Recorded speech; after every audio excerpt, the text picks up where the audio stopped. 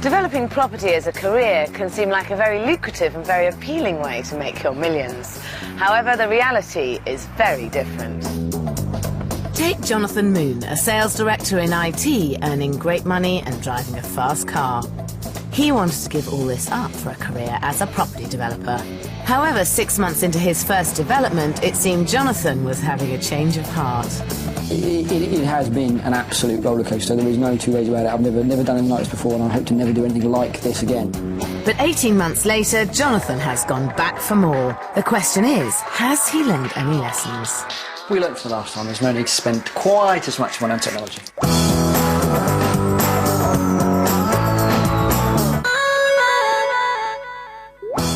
Jonathan's first development was a small two-bedroom flat in a quiet residential street in Battersea, and he had some big ideas to make it stand out. I know the area, and I know what I want, and the appeal is that it's appealing to me. So if I like it, then I'm hoping that other people might do too. In 12 weeks, Jonathan intends to convert the loft into a brand new bedroom and bathroom, knock through the main walls, and build a glass brick wall to create his idea of a state-of-the-art renovation. Smooth, feel of sophistication, nothing frilly, nothing fancy. You know, worktops that merge with worktop space rather than having edges and lines. Jonathan's convinced that high-tech gadgets, including plasma screens, zone lighting, a music system linking all the rooms, and even a built-in coffee maker, will make him more money. I may be restricting the amount of people that might like the place, but in that I'm restricting it to a sort of person that is prepared to pay the money that I want them to buy it for. Somebody works maybe in a city, maybe in advertising, maybe in media, who knows. I've decided on the route that I'm taking. I don't want to deviate from it, and if at the end of it doesn't work, then I've failed, but I don't presume that I will. Jonathan's so confident that he's borrowed £185,000 and used all his savings to buy and renovate the property. There you go. So this is it. How long have you owned it? About a month and a half. Right, and how much did you buy it for? 195,000. What are you planning on spending? No more than 50, hopefully. Right, so and selling it for how much? 300. I see 55,000 profit. Indeed. Which would be a fantastic return on Jonathan's investment. He bought the flat for £195,000, not including fees. And his budget is £50,000 for all of the works. Selling for £300,000 would earn him a massive £55,000 before fees for just 12 weeks' work, if he can pull it off. So you're going to keep this one pink then? No. No, dramatically changing everything, hopefully. What's the vision in here? The vision is space. The vision is sort of new, modern living. Rather than having broken rooms, rather than having all these walls with walking from kitchens into bedrooms, into bathrooms or whatever, we're going to completely destroy what we've got as a structure of a house. Knock down through this wall here, and then obviously as we go through into the next room, we'll knock straight through there. So we'll have a long L-shaped kitchen, dining room, living room, sort of involving the sort of person that I am mainly. Nice open space living.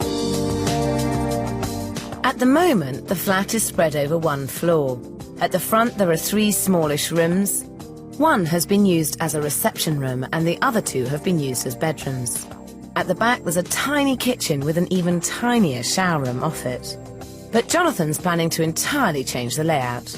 As well as converting the empty roof space into a new master bedroom and bathroom, on the main floor he's going to knock down the walls between the 3 main rooms to create one large L-shaped area. At one end he'll put the kitchen, and at the other the sitting room. So this will be one big living room here, and then that'll be kitchen in there. And are you sure that you shouldn't have some form of divide between the kitchen and this living space, or do you see this as an open? I just see it as open. I think that, you know, I like when I entertain, if I ever get into the kitchen, you know, maybe somebody's having a drink, sitting down watching the telly. I don't want to have to ignore the people that I'm with. I like the continuation. I like the space. I don't think that there's any need to have any sort of formal partitioning. The plans to open up the 3 rooms do make sense and should create a real feeling of space. Though Jonathan could make this even better by adding sliding doors between the kitchen and living area. He'd keep the same sense of space, but would make the living area much more flexible. But Jonathan's entirely driven by making it where he'd like to live, rather than trying to appeal to as broad a market as he can. So it's going to have all the mod cons attached with it. Yes, we'll have the plasma screen on the wall, the surround sound system.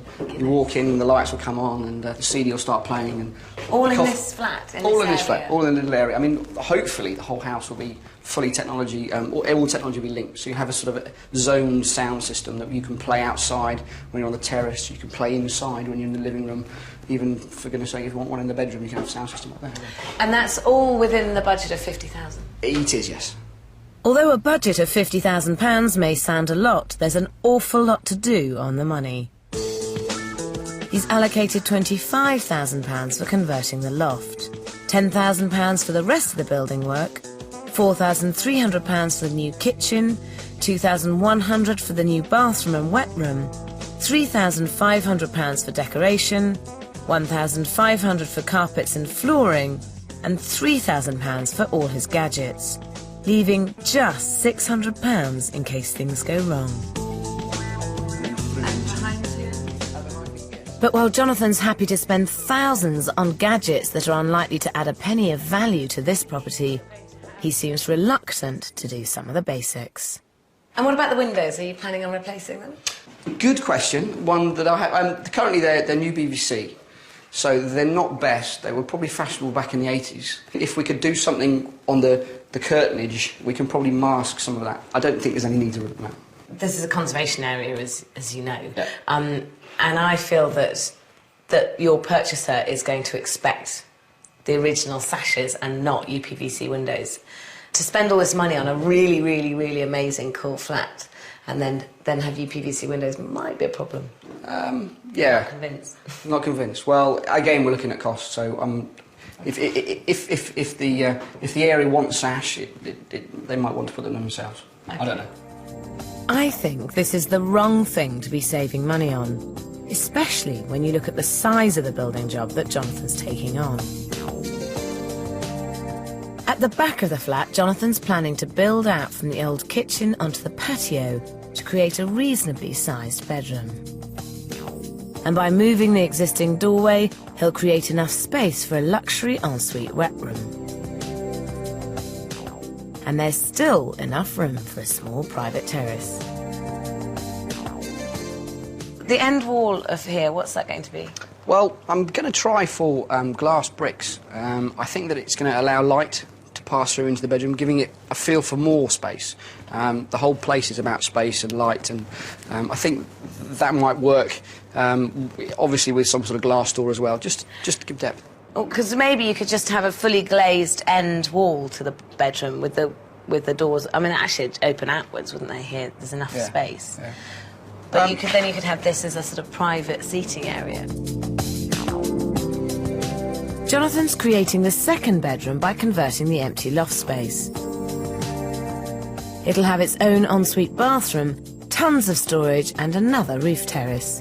It's great to put these two small terraces in, and they'll certainly add value. These ideas will appeal to his market. The layout that you've designed is absolutely great. I mean, you couldn't get it better. I think that's really fantastic. But I think that the specification that you're working towards, with all the gadgets involved, may alienate a certain sector of the market. I mean, this is a conservation area, it's a traditional residential area, it's not a new big development, and the kind of people who are going to be prepared to pay for the extra gadgets and want the extra gadgets, I feel would be more likely to want a gym and bars and a restaurant within a complex. We have a gym around here. There are bars at the end of the road. There's public transport down the end. It has a feel of a conservation area, which maybe somebody would quite like. I quite like it personally. I quite like the Victorian aspect, but I do like my technology. I do like what I want.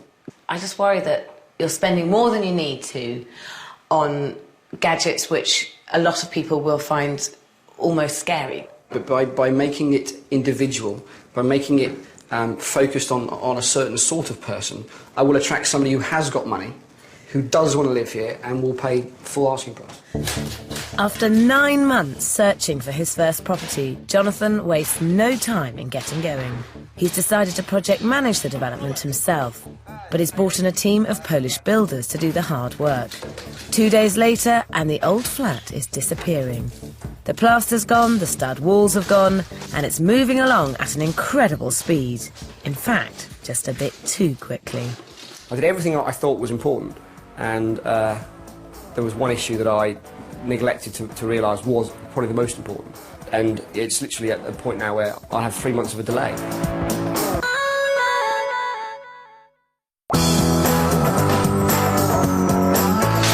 "18 months ago, Jonathan Moon gave up a successful career in IT to try his hand at property developing. With no previous experience, Jonathan wanted to turn this small two-bedroom flat into a sleek, modern and open-plan apartment to make himself a profit of £55,000. With Jonathan project managing the development himself, the works got off to a flying start. The guys, obviously, they enjoyed the stripping bit. It's the finishing bit that takes the time. But we were saying the other day, I mean, how quickly we can get it all smashed about, but it's putting it all together again and making it look pretty is a hard bit. Yeah, it's not much doing in that floor, but the main thing is a roof, yeah? It's gonna take about, altogether, build it and cover it about 2 weeks. That's going to be the crucial bit, because once we've got the roof on, then obviously all the internals will start, and we'll start being able to decorate. We'll have to make sure that, you know, structure will be fine downstairs, because the steel work will be in here. Okay. As project manager, it's Jonathan's job to make sure everything arrives when it's supposed to, gets done in the right order and in the right way. But this is a big job, and Jonathan's never done anything like it before.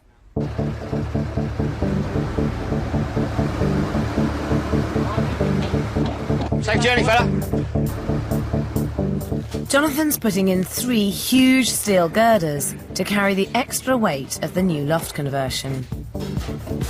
Because they're sunk into the party walls he shares with his neighbours, Jonathan needs special permission before he can start work. But he goes ahead without it. Within a week, the steels are in. And Jonathan gets a visit from his surveyor. As you can see, we've moved on. So, I know the worst. Okay. Moving forwards, there shouldn't be any problems? Well, I suggested that work on party walls stopped. Yeah. It should never have started. Yeah. Since I called you and said that, one of the owners was quite irate about the work going on. I mean, party walls, it's a very simple principle. Yeah. That you're informing people either side and below you that you're carrying out work. Yeah. And you're asking for their agreement. Jonathan started work without getting proper permission, and it doesn't stop there. Yeah, I mean, I'm concerned about this. The scaffolding resting on somebody else's roof there. Party walls are common sense. Yeah. You know, that's somebody's property. They've had somebody walking about on their roof putting on scaffolding. Yeah. So he's very concerned about that and very annoyed that you've done it without getting his permission. Just had a conversation with our party wall surveyor, which is a bit worrying, really. Well, it has huge impacts on the timeline of the project. Basically, Robert wanted to start putting the second mansard up. We had a brickie sorted out for the weekends, 2 days worth of brickwork, and that looks like it will probably have to be knocked on the head. I haven't told them yet. The party wall legislation is there to protect people from having their property damaged by neighbours working on the walls they share. It doesn't necessarily stop you doing work, but you do have to go about it in a specific way, and Jonathan's got it wrong. Until it's sorted out, no one can do any structural work at the property. 2 weeks later, and there's still no permission. When do you expect the sign-off of the party wall agreements to happen? Hopefully done in the next couple of days.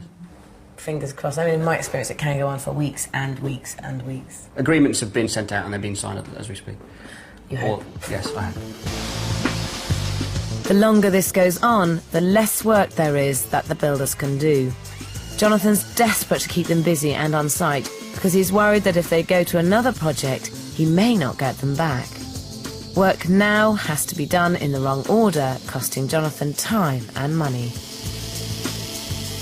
Your original budget was £50,000 for this project, but in my opinion that is amazingly optimistic. We will probably be spending a little bit more than the 50. We're sort of around the sort of £60,000 mark at the moment. Just with fine-tuning things. You know what it's like. You go and you see something and then somebody says, oh, look, I've got a better offer now.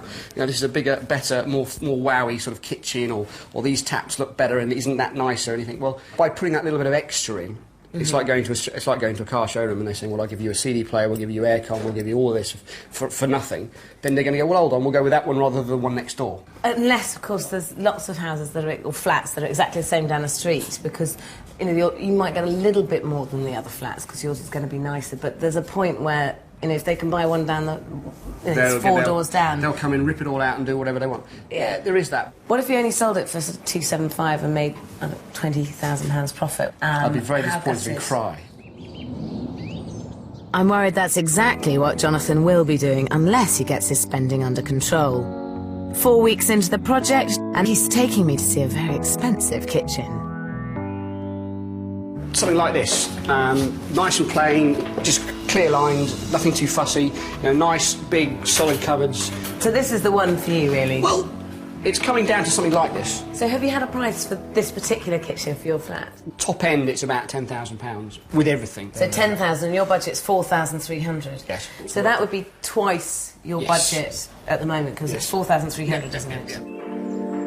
5 weeks into the development, and Jonathan still doesn't have the permissions he needs from his neighbours. Without them, he can't get on with any of the main building work. I've spoken with Robert, and he's cracking on. He is got about a day's worth of work left. I don't want him to go off-site, because if he goes off-site, we could lose him for too long. They usually, when the people call me, yeah, come to do it, they have all paperwork, yeah.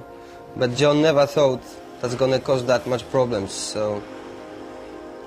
But he will be remembered for next time.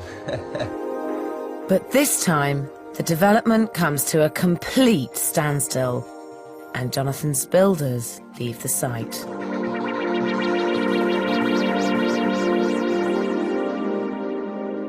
Four weeks later, Jonathan still doesn't have permission to do the structural work. He hasn't had an income for almost a year, and every day he's spending more money on loans and mortgages.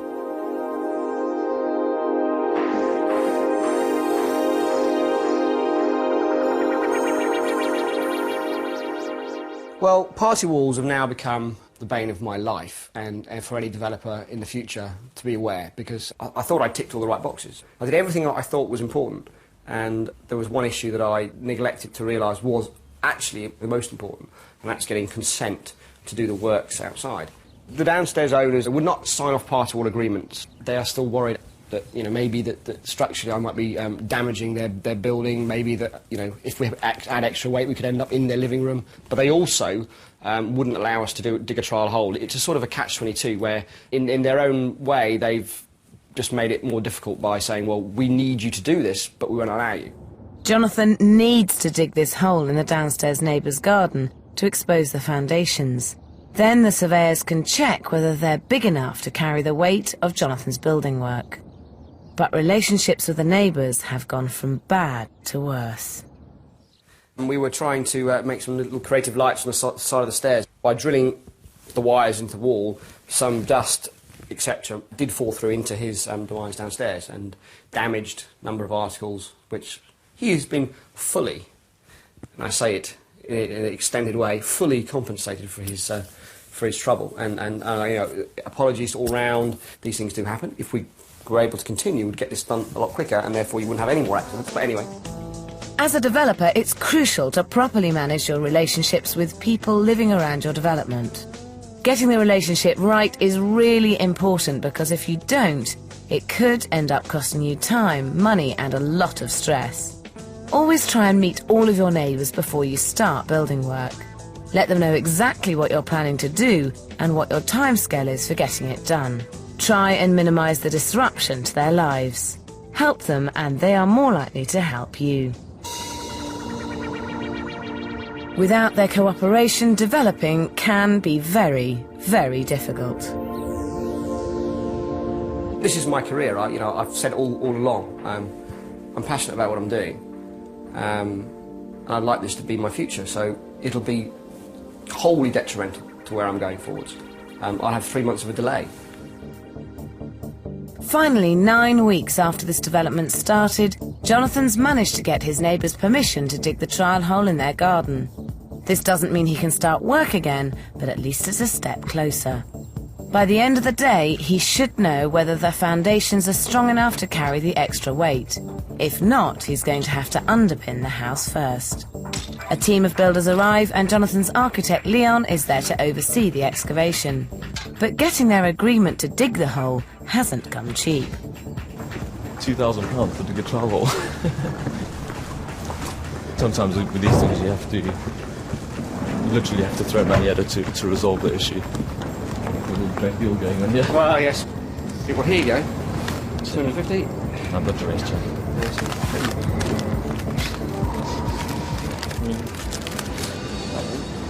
And finally, 2,000. Jonathan needs to get this project moving, and he's decided that paying the neighbours £2,000 compensation for their time and damage to their garden is worth it if he can start work again. But he's using the last of his savings and he still doesn't have permission to start working on the party walls yet. I reckon we could probably go for the Guinness Book of Records here, you know, the most expensive hole in London. I don't know whether or not, you know, we can make something of it, but we've had the trial hole dug and it's all very good news. I've had assurances now that party wall awards will be signed by possibly Friday, Monday at the latest, so heart is now back in the right place and we're moving forwards. 2 weeks later, Jonathan still hasn't got the signed permission from his neighbours.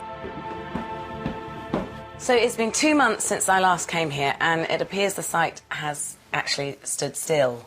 Yes. What's been happening? Well, we've had issues with party walls. So has it actually been signed now? The signing has occurred this morning at 9:30.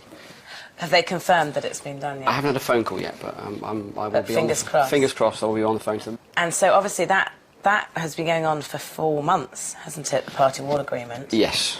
Which you hoped it would be resolved very quickly and amicably. Yes. Do you think that maybe it might have antagonised them a bit because you started work before you'd actually asked them to sign? Yeah, I think definitely, because it obviously being my first job, I think that was something that would be sorted out well in advance if I'd ever to do anything like this again, which obviously I am. So. Yeah, because this is your full-time job, so considering it took you 9 months to find this site, yeah. And then there's been a delay of 4 months, so that's actually now 13 months, over a year, with no money coming in. No, it's been a nice holiday, but it'd be nice when the holiday's over and that I can actually get some money coming in. I mean, you know, in everything that we do, it's all about learning, and absolutely. I've learnt lots of harsh realities, and you know, when I go forward again, it will be a completely different sort of ball game, hopefully. With no income and all his savings tied up in the project, Jonathan has decided to rent out his home in Clapham. What I've had to do is rethink my lifestyle, sell a few assets, but you know, this is all in the learning curve, I suppose. But it's been a very expensive lesson to learn. It cost him £10,000 just to get to the position he thought he was in 3 months ago. His flat's gone, his sports car's gone, and autumn is almost here. Jonathan needs to sell this flat as soon as possible, but every day that looks less likely.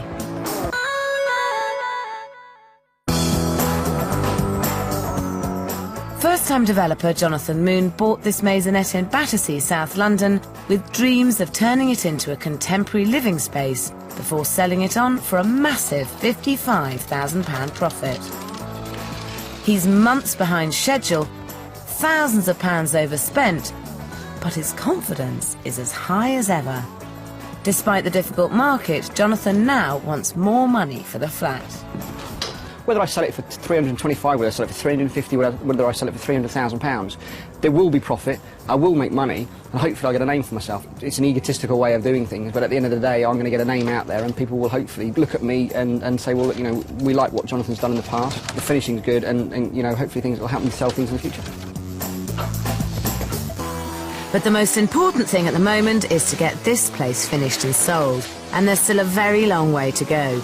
4 months into this project and the real building work has only just begun.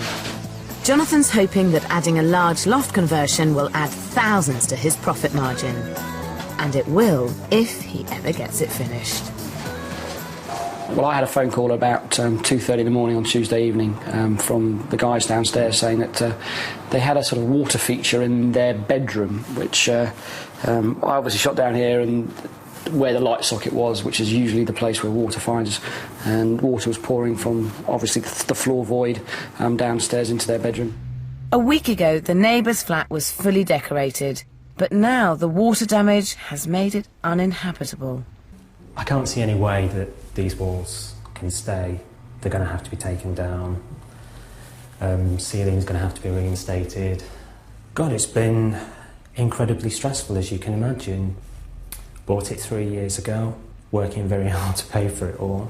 Just about got to the stage where, well, basically it was more or less completely finished, with a view to maybe putting it on the market and moving somewhere else. And in the space of 5 months, it's a complete wreck. You've had a very troubled relationship with your downstairs neighbours right from day one, haven't you? We certainly were involved in a bit of a battle. It's been difficult from the word go. I have tried my hardest to appease where possible. Do you think you could have handled it in any way that might have made it easier? I honestly don't think there was anything I could have done. I think if I would have not bought the property, then I think, and not been here, then I think it would have been all right. And I think there was there's the only other way that there would have been a relationship of any kind at all. Just me being here. All I was trying to do is to get in, get the job done, and get out, get on with my life. I've not come along to do this for any other reason.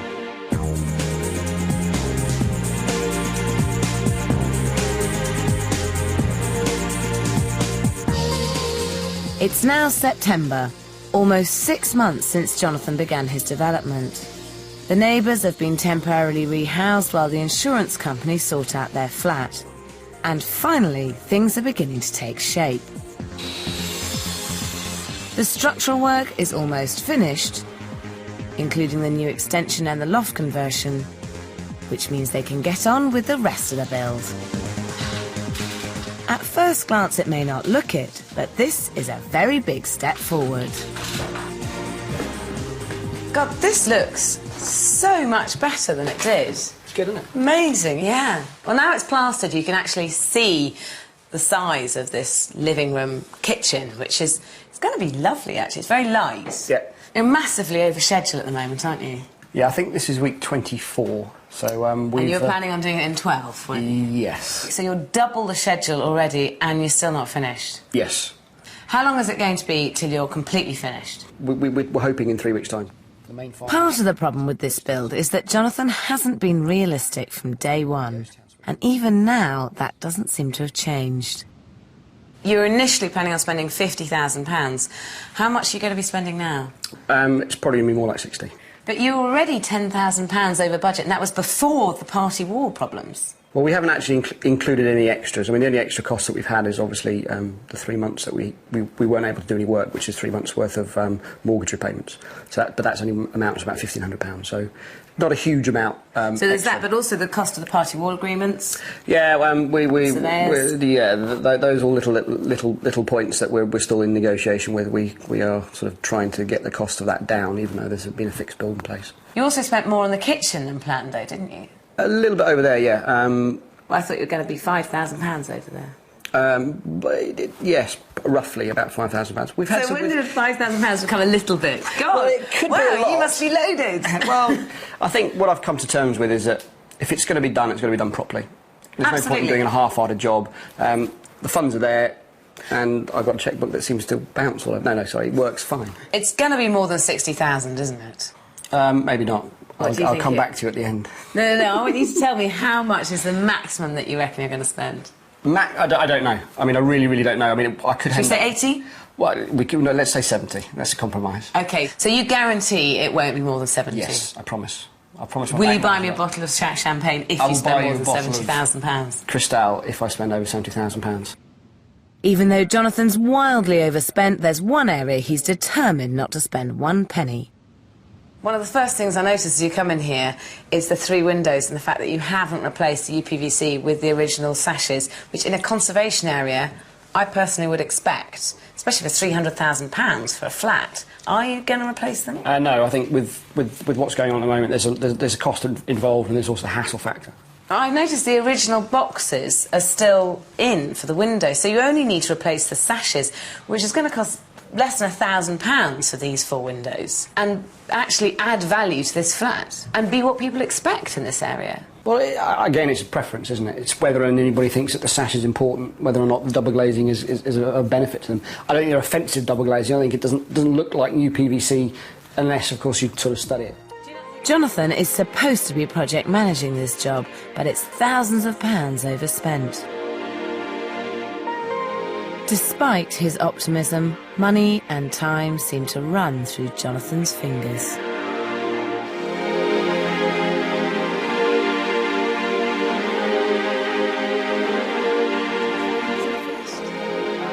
Three weeks ago, Jonathan told me the flat would be ready today.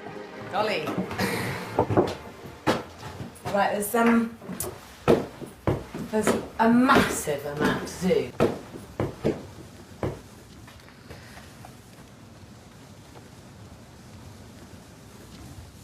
I can't see how this could possibly be finished for viewings next week. Are you sure this is going to be finished? Yes. Really? Yes. By next Wednesday, it'll be ready for viewing? Yes. Do you think I'm insane? Yes. Yeah. Sarah, have faith. OK. Please have faith. It's going to take more than faith to have Jonathan's development ready for viewing by next week. With secondary electrics, carpentry, flooring, furnishing and decorations still to complete, Jonathan's going to need divine intervention to pull it off.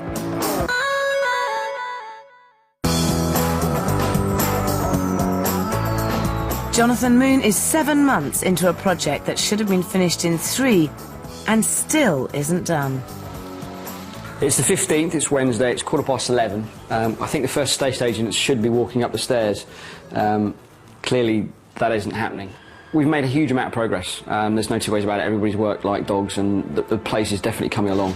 It's just physically there's not been enough man hours in days and nights. There's a lot of very stressed people, me probably the most. The boys, they are so tired. Stay in the job all night. But we're doing well. I'm happy with my people and I think Jonathan is happy as well. I'm about as tired as I think I've been in a very, very long time, but I'm nowhere near as tired as the guys. The guys are tremendous. One more day. One more day?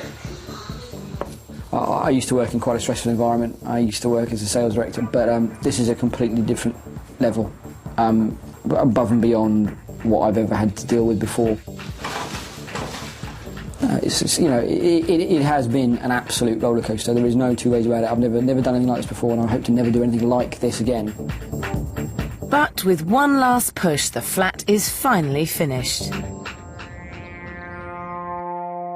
By knocking down the interior walls, Jonathan has transformed 3 small rooms into a great open-plan kitchen living area. At one end, there's a fully fitted kitchen area which doesn't dominate the room. The hardwood floors and bright white finishes accentuate the sense of light and space, making the room feel bigger. Throughout the apartment, old has been replaced with new. The tiny bathroom and kitchen at the back have been replaced by a bright, airy bedroom with huge windows overlooking its own private terrace. Oh, my word. This is great. Do you reckon? Do you know, I didn't think you'd ever finish it. There was times when I never thought I was going to finish it either. But here we are. It's exactly the way that I'd envisaged it being, down to sort of the paintings on the walls. Although Jonathan spent thousands on high-tech gadgets, including a sound system linked through the flat, computer networking and plasma screen, it's difficult to see these making him the money back. The UPVC windows are still there. Jonathan has spent money on the things he would like in his own home. Well, it's all come together really well. The kitchen looks very smart as well. Thank you very much. The kitchen has a contemporary finish of stainless steel and granite. This look has more than doubled Jonathan's original budget.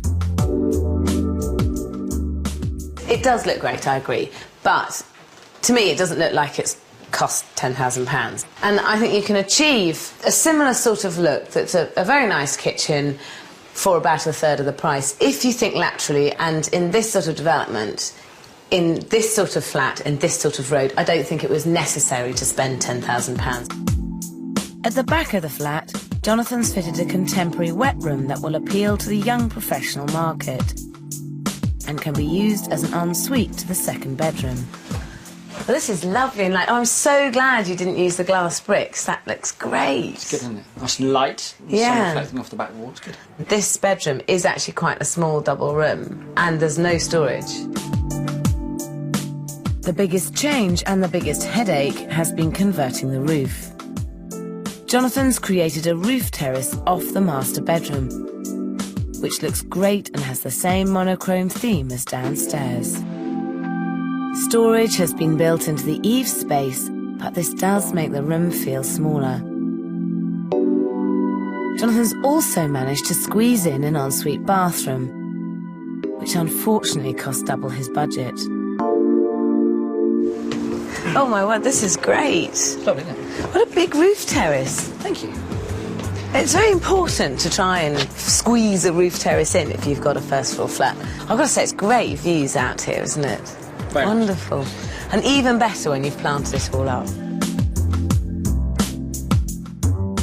That's if Jonathan's got any money left. His budget for this whole project was only £50,000.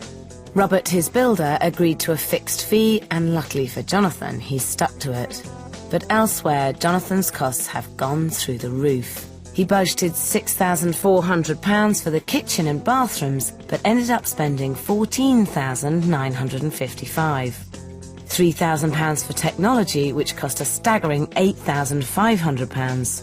£1,500 for flooring and carpets, but spent £4,748. Jonathan only allowed £600 as a contingency, but the nightmare of sorting out the party wall agreement and his mortgage payments altogether cost £14,354. Including professional fees, this brings his total expenditure to almost £90,000. How much did you end up spending? I think it was around the £280-something mark, all told. Right, because when I looked at the figures, it looked like it was around £284,500 that you ended up spending. How much do you think the flat's worth now? I don't know, I've got a feeling it's worth around the £300,000 mark, maybe a bit more, depending upon the market. Jonathan bought the property for £195,000, but he spent £89,500 on renovations, almost double what he originally budgeted. If he sells for £300,000, he will only make a profit of £15,500 for 15 months' work. But Jonathan has always believed that spending money on things he loved would increase his profit. Let's hope the agents agree. Oh, the full-height doors, they're nice. Wow, this is absolutely stunning. This is a super room, isn't it? Nice and bright. Not too sure about the UPVC windows. This is like the Starship Enterprise. Lovely high, floor-to-ceiling windows, which is great. Integrated speakers. A little terrace, which is good. But it's quite small. I can imagine the sun hitting this really all day, and dinner parties going on late into the night. This is a better sized bedroom. The standard of work's really high. This is one of those areas where possibly this wall could have come out and we could have gone down into the eaves just to give a better feeling of space. You've got really what everyone wants. You've got a flat with its own front door. You've got 2 double bedrooms, 2 bathrooms. Love the open plan reception, good quality kitchen, that's all good. Negative points for me are small bedrooms. I think in today's market, you're looking early 3s, 310, 315, maybe 320 with the wind behind it. Realistically, 285 to 289. Max, he'd achieve 285. We've had 3 valuations on the flat, And the highest of those is 320. The lowest valuation of £285,000 would actually make you a £500 profit on the project. How would you feel about that? Would that be sufficient? I don't think it'd be sufficient. But I think the most important thing is that I have made some money. Absolutely. You haven't. You will. I will. If you sell it. Yes. But if you sell it for 285, you won't actually make any money. No, but I'll... you make £500. Make £500, which is better than a kick in the teeth, but not enough for a year and a half's worth of work. Having sold his car, spent his savings and even rented out his own flat, Jonathan needs to make money on this development. And Jonathan, being Jonathan, he's decided to put his property on the market for its maximum valuation of £320,000. Oh, this is very nice. It's a shame the windows aren't nice slash windows. All the toys are here. Really don't like that. This is like a completely get everything wet kind of shower, is it? This is a funky tap. It's nice, but there's not an awful lot of room for wardrobes. It's very nice. I love the big windows. It's lights. Pointless. It's a really odd-shaped room, but I like that because it's quirky. This bathroom actually is my favourite room. Seems like it should be a really, really big loft conversion. So that room doesn't feel as big as it should. It's a shame it doesn't have any period features and sash windows or nice fireplaces. It's a great bachelor pad, great place for me and my brother to go and live in. And I like the loft, and he's done a really nice job of that. It's very early days, but I really hope Jonathan sells his property and remembers the lessons he's learned. Do you think that maybe if you had been on site more here, you would have been able to control it more? Personally, I would have been as much use on the site as I would have been off-site, bearing in mind that I've never professed to know anything about what makes a site run smoothly. But if you're not actually interested in learning about building, I'm not sure that you can actually successfully develop. I mean, I can plumb a house, I can wire a house. Don't do it very much anymore, but I can do it. And if you can't, actually, if you don't know the skills, then how do you know if someone's doing it right or wrong? The perfect time to learn is at this stage. I think, actually, for me, it's more learning about the programming of it and understanding about how things work. And that's what I've been trying to do over the last sort of 9 months. I'm afraid right from the beginning, Jonathan was unrealistic about what was involved in successfully managing this project. And as a result, much of his profit has been eaten away. If Jonathan could get this right on his next project, his dreams of becoming a successful developer might come true. But first he has to sell this development, and it takes 5 long months before Jonathan eventually finds somebody who loves his gadgets just as much as he does, and is prepared to pay £310,000, giving Jonathan a £25,500 profit. In November this year, I went to see him to find out whether he's still developing. Was it an absolute baptism of fire, your first development, wasn't it? Well, not much more could have gone wrong, I don't think. But then, at the end of the day, we got the right result. So what was the conclusion with your neighbour in the end? He claimed on the insurance, he got his property redeveloped and done up to his satisfaction, sold it, and he was happy. Oh, right, so he was happy in the end and well, it ended amicably. I don't know whether you can say he was actually happy, but we didn't come to any blows over it, and, we will move on and we move on to the next thing. After all you went through with that development, it would be enough to put anyone off developing for the rest of their lives. Have you gone on to develop, or is that it for you? Well, clearly I have a screw loose, but yes, I have. 12 months ago, Jonathan bought this basement flat in Fulham, which he paid £226,000 for. Like his first development, this flat had only 1 bedroom, but Jonathan had big ideas. This time to extend into the garden. With half the garden gone, the flat was ready for a huge new extension. A year on, it's finished, and I've come along to see it for myself. If you'd like to come in, and if you turn in here, second bedroom. Great. Gosh, this is bigger than the second bedroom in your last development, isn't it? Yeah. Trying to maximise space. So have you enjoyed this one? Much more. Nobody below us, nobody to officially flood or damage. Great. And I know you have kept the sash windows. It would not touch them. On first impressions, this is a very classy development. Jonathan's taken a small one-bed, one-bath flat and created a stunning contemporary two-bed, two-bath apartment. And I'm relieved to see that it's relatively gadget-free. This is the first bit of gadgetry I've seen. This is zoning, is it? Light zoning? No, this is underfloor heating for the bathroom. Right, underfloor heating for the bathroom. Have you got a lot of mod cons in this? No, not as much as before. We learnt from the last time, there's no need to spend quite as much money on technology. This is the bathroom, is it? It is indeed, yeah. Gosh, these bathrooms look brilliant. I dread to think how much they cost, because you spent twice what you expected to on the last development. Well, you'd be surprised. Tiles, for example, £3.59 a square metre. 10 times cheaper than they were last time. Right. But again, trying to create the same sort of look, really. So you've learned a lot of lessons from last time, haven't you? Completely, yeah. Yeah, and you've used good quality fittings that look great, but don't cost a fortune. But the most spectacular part of this development is the 300-square-foot kitchen living room that Jonathan has dug out of the old garden. I think I recognise that kitchen. These are amazing doors. Wonderful. And do they open right back? Yeah. These really are a spectacular feature. I just hope he budgeted enough for them. How much did this development cost you? Because you were so over last time, weren't you? This time around, we bought it for 226. We ended up spending around 80 grand. You're in it just over 306,000. Yeah. What do you think you'll sell it for? Hoping for around the 350 mark. But again, it's... Right. So that would see a £40,000 profit. It's great to see this time round you've set yourself a realistic budget so that you can actually work out whether there's any profit in the deal or not. Building this extension was an inspired move. In developing terms, adding extra square footage is the best way to increase the return on your investment. And this 300 square foot of extra space costs £30,000 and will add £50,000 to the value of the property.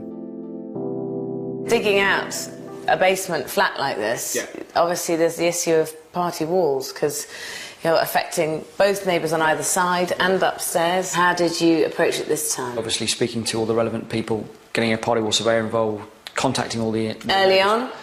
Before we even walked in through the front door. This really is a reformed Jonathan. 18 months ago, he had trouble running his own development, but now he's set up a company and is making money project managing other people's sites, like this bar in Battersea. So this is the new plan, is project management for other people? Not solely. I think that doing stuff for myself is more lucrative, but it's a stopgap and it keeps the bank manager happy. Well, obviously the key is to keep the cash flow rolling, so if this works, this is a good thing to do, and certainly this bar looks amazing. Jonathan completed the total refurbishment of this bar on budget and on time. Another great achievement for this aspiring developer. You've come such a long way from when I first met you. I've come a long way. I wouldn't say that I'm sort of sitting here on the rich list at the moment, but I think it's about acquiring knowledge, about acquiring experience, and about doing as much as one can to keep yourself busy. When I first met you with your first project, I really didn't think you'd stick at it, because I just thought, oh, this is never, ever going to be a long-term thing. But you do seem to be determined to persevere and make it work somehow. So I'm very impressed. Yeah, maybe I'm a bit stubborn, but I mean, you know, the lifestyle that I used to lead is something that is the past, and I'm now looking forward to the future. So you're sticking with property? At the moment, I'm 100% a property nutter. With no regrets about giving up his well-paid job in IT, Jonathan's making money and is looking for his next development. Jonathan's first development would be enough to make most people throw in the towel. But after his second development and his plans for the future, he seems to be thinking much more like a property developer, which can only be a good thing for his bank balance. Next week, I'm in Shoreditch, East London, with a young banker who's determined to develop this shell on his own. When I said drawings, I meant drawings. They've got to be by architects. I work in a bank. I've never used a pencil and a ruler in my life.